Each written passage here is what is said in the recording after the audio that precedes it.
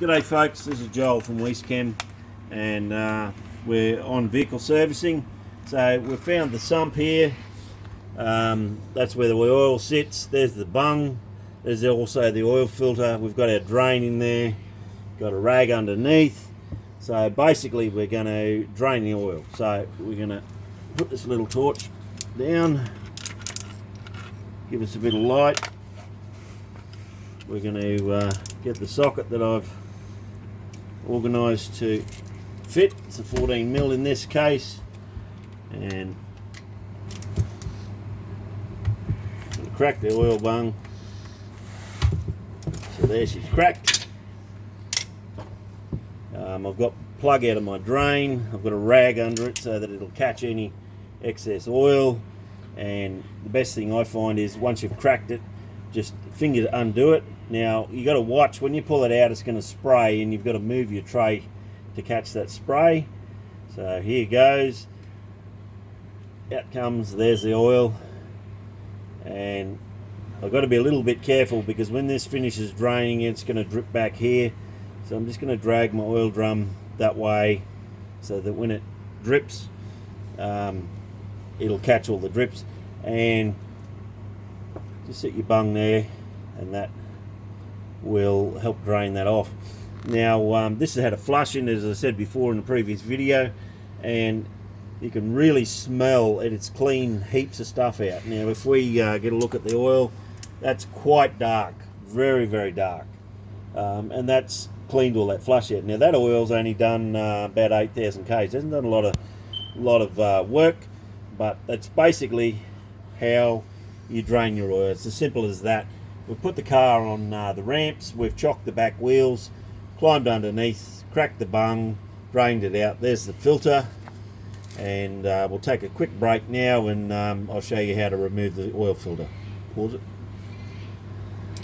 it. G'day folks, this is Joel from Chem, and this is to show you how to change your oil filter. Now this particular oil filter has a metal can type. Here's my replacement one, which I've got from my filter shop. You pull it out of the box. It's normally got a plastic cap on it, which you remove, drop it back into the box. Now if you have a look at it's got a thread on it, and you can see the thread being there. You can see which way the thread goes. So when I look at it, it threads that way. So basically that way is going to tighten, that way is going to untighten. So it helps me to work out which way to turn the existing oil filter on the engine.